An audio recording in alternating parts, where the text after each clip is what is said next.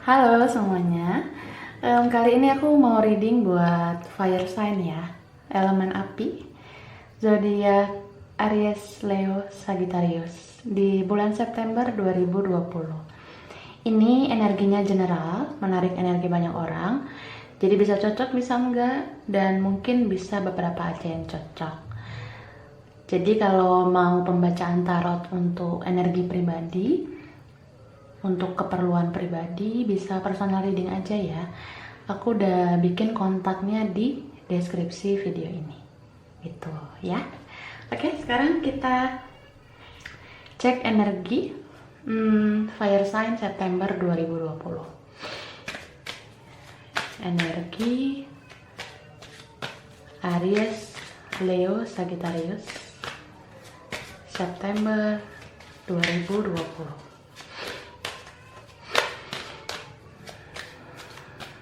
Oke. Wah. Ini ada kartu journey tentang sebuah perjalanan, bisa tentang perjalanan hidup.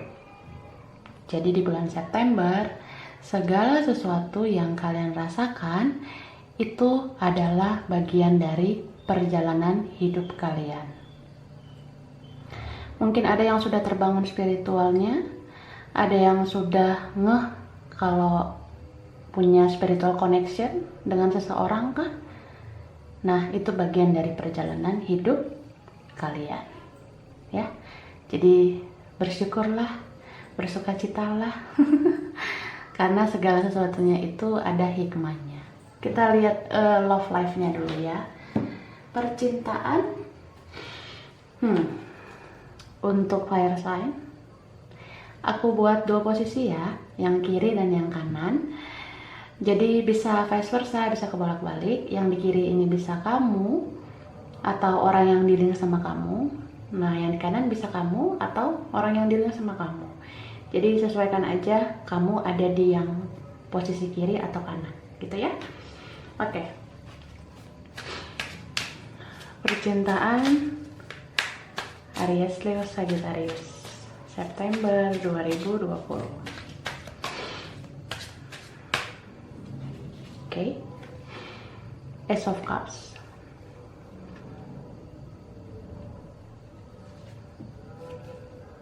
The High Priestess.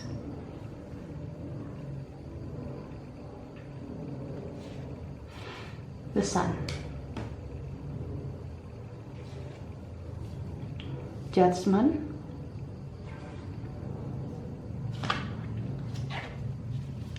Two of Coins.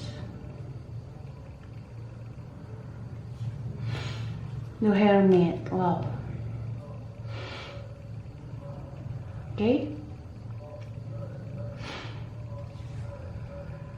The Fool. Ini yang sebelah kanan ya. Nine of Wands.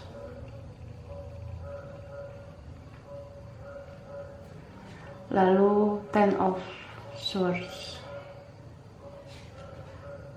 The Emperor. Seven of Wands. Okay. Kemudian ada Five of Cups. Wow. Ya. Kita lihat dulu energi zodiaknya. Mungkin kalian ada yang dealing dengan sesama fire sign, Aries, Leo, Sagittarius ya. Ada juga yang dealing dengan Pisces, Cancer, Scorpio. Terutama Pisces ya. Lalu ini energi Leo-nya kuat di sini. Ada Leo, ada Leo. Kemudian ada Capricorn, Taurus, Virgo, terutama Virgo. Lalu Aries juga kuat di sini ya. Itu sih. Oke, aku bahas yang kiri dulu ya. Oke. Jadi yang di kiri ini udah terbangun banget spiritualnya ya. Mungkin kamu yang ngerasa di sebelah kiri, kamu adalah salah satu yang sering lihat video tarot ya. Kamu ikuti perkembangan twin flame journey, koneksi twin flame, soulmate, mungkin kamu ada yang ngikutin. Jadi kamu kayak ikhlas aja menjalani spiritual connection. Kamu udah gak terlalu buta dengan koneksi spiritual. Jadi yang di kiri ini benar-benar kayak udah kebuka intuisinya, udah kebuka mata hatinya, udah lebih kayak ikhlas aja menjalani semuanya ya. Yang di kiri ini sebenarnya punya pilihan lain, mungkin tidak hanya sekedar orang yang di kanan. Jadi kalau orang yang di kanan ini nggak bisa diandalkan, atau orang yang di kanan ini nggak worth it buat dia, atau ini sudah terpisah, aku ngerasa yang di kiri ini juga punya pilihan lain, masih ada yang mau sama dia gitu ya. Tapi ini yang di kiri meskipun bersama orang lain kayaknya nggak bahagia ya. Ini yang di kiri sering banget melamun, terus pikirannya kosong, hatinya kosong, kayak nggak ada gairah ya. Mungkin karena ini kiri dan kanan kayaknya udah lama nggak bertemu atau udah lama nggak komunikasi. Jadi yang di kiri ini kangen banget ya, rindu banget sama orang yang di kanan. Karena yang di kanan inilah kebahagiaannya orang di kiri. Apalagi kalau spiritual connection itu kan bondingnya, ikatannya kuat. Jadi kalau terpisah kayak ada sesuatu yang hilang dari diri kita gitu. So, aku ngerasa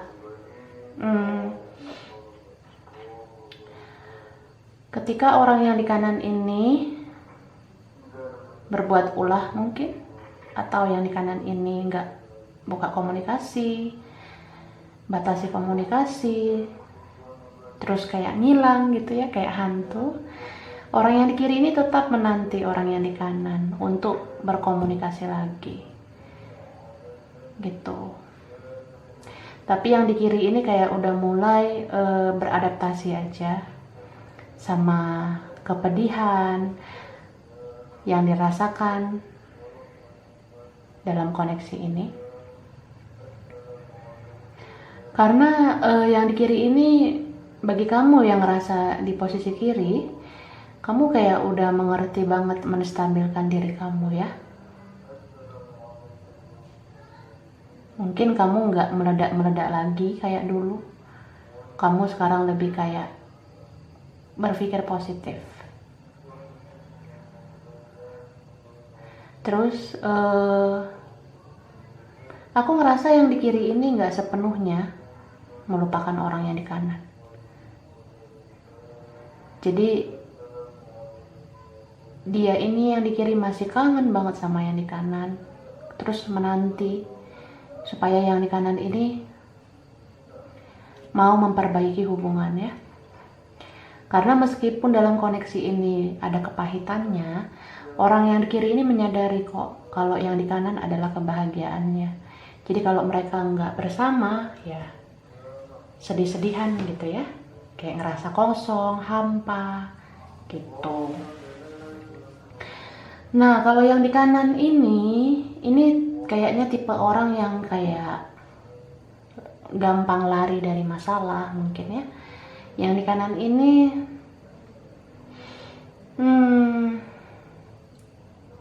orangnya cukup keras, egois juga ya. Ini gengsinya luar biasa sih yang di kanan ya. Yang di kanan ini dia cinta sama yang di kiri, tapi yang di kanan ini gengsi gitu. Orangnya keras. Yang di kanan ini kayak mengutamakan pride, harga dirinya. Makanya yang di kanan nggak mau menunjukkan dia itu bucin. Dia lebih kayak menggunakan logikanya aja daripada perasaannya gitu. Jadi yang di kanan mungkin lebih fokus kerja kah, atau fokus studi, fokus sama keuangannya. Karena menurut orang yang di kanan, kalau dia mengalihkan pikiran dengan bekerja atau studi, ya yang di kanan ini bisa kayak ngerasa ntar lupa kok sama lo, ntar gue bisa kok mengalihkan pikiran dengan kerja dan gue nggak bakalan ingat lo lagi gitu kan. Tapi nyatanya yang di kanan ini nggak bisa sama sekali menghilangkan pikirannya dari orang yang di kiri. Ini ikatannya kuat ya, feelingnya satu sama lain kuat. Jadi aku ngelihat orang yang di kiri ini tahu sebenarnya kalau orang yang di kanan ini kayak pura-pura baik-baik saja, pura-pura fine-fine aja, pura-pura bahagia. Nah, orang yang di kanan memang seperti itu. Dan yang di kiri ngerasain kalau yang di kanan ini banyak manipulasinya. Mungkin yang di kanan ngerasa kayak, enggak deh gue gak cinta sama lo, enggak deh gue gak rindu. Padahal yang di kanan ini hampir setiap saat memikirkan orang yang di kiri. Jadi so pasti yang di kanan ini kangen banget sebenarnya sama yang di kiri. Yang di kanan rindu banget sama orang yang di kiri, tapi dia simpan di dalam hatinya.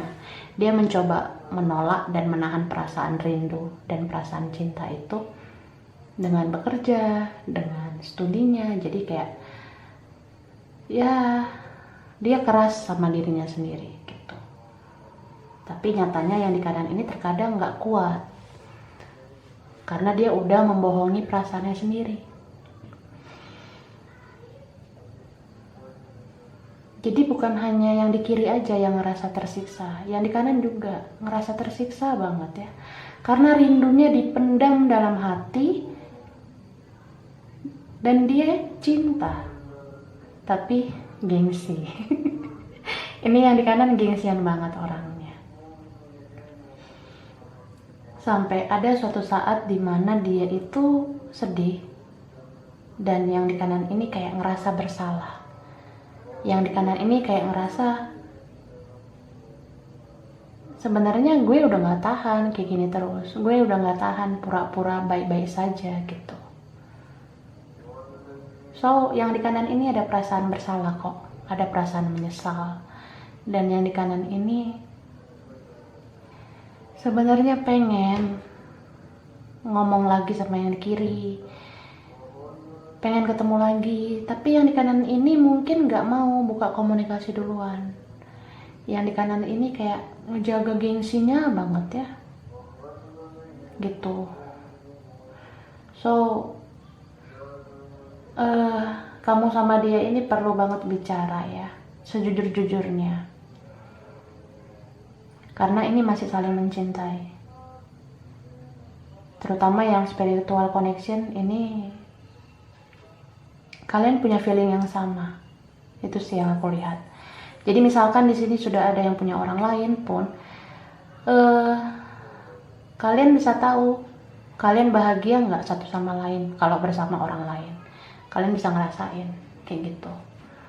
So berhubungan sama yang lain itu seperti kayak terpaksa ya.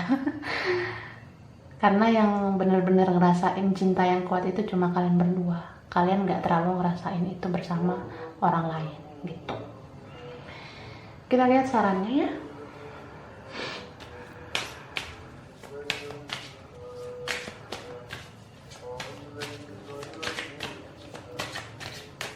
Oke. The only thing that is real is love. Shift your focus back to love. Jadi cinta itu sebenarnya nyata. Cinta itu nyata.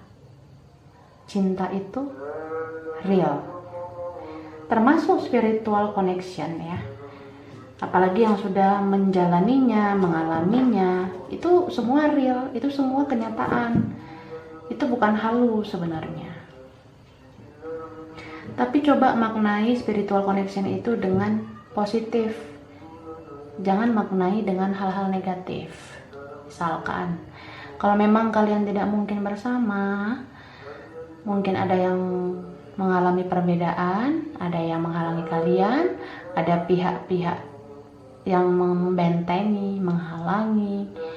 Nah, kalau kalian merasa situasinya masih worth it untuk berjuang, berjuanglah. Tapi kalau udah nggak worth it, udah nggak layak, nggak usah dipaksakan gitu. Tetaplah di jalan yang benar. Jadi memaknai spiritual connection ini kayak kartu yang keluar di awal nih. Ini kartu tentang journey, perjalanan. Ada perjalanan spiritual yang kamu alami. Sejak kenal dia, kamu terbangun banget spiritualnya. Jadi fokus sama perjalanan spiritualnya. Gitu. Kartu journey ini menceritakan tentang adanya sebuah perjalanan berharga ya. Jadi fokus sama perjalanan spiritual ini. Apa sih poin utamanya? Poin utamanya kamu semakin spiritual. Kamu semakin mendekatkan diri sama Yang Maha Kuasa. Karena kalau hubungan rumit seperti ini kan kerasa kayak nggak berdaya. Jadi di dalam ketidakberdayaan kamu cuma bisa mengadu sama Yang Maha Kuasa. Jadi itu poin utamanya. Nggak usah terlalu fokus kamu bisa bersama dia atau enggak. Karena kalau memang jodoh atau kamu masih bisa berjodoh lagi sama dia, ya kalian pasti bakalan disatukan kayak gitu. Jadi serahkan aja sama Yang Maha Kuasa. Oke? Sekarang kita lihat karir, studi, dan keuangan.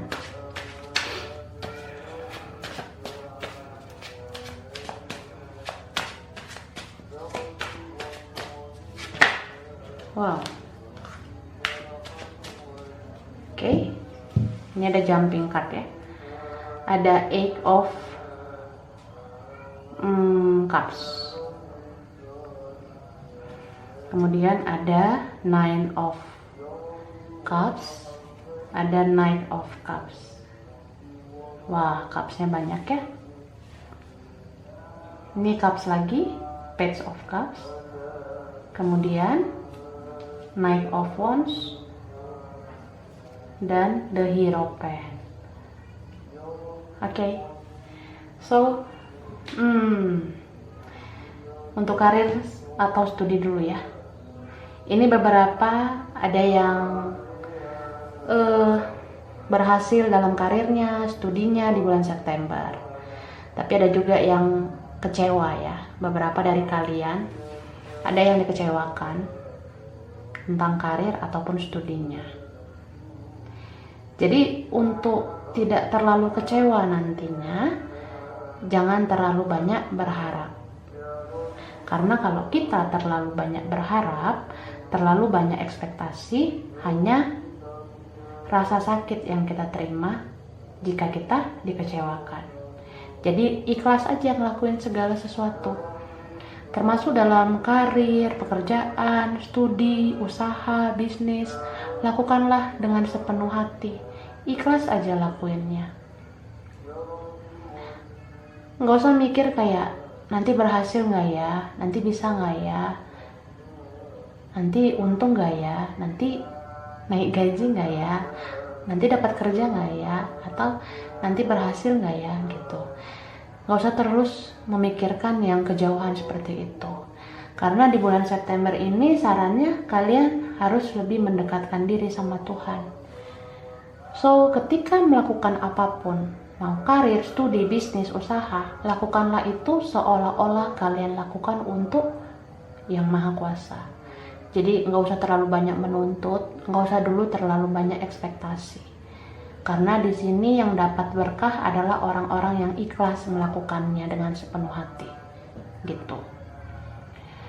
Lalu tentang keuangan, di sini disarankan banyak-banyak bersedekah, banyak-banyak memberi, terutama sama orang-orang yang tidak mampu, kayak gitu. Jadi kalau kita punya uang, jangan nikmati sendiri. Ingat juga, bagian dari rezeki kita itu ada hak orang lain di dalamnya.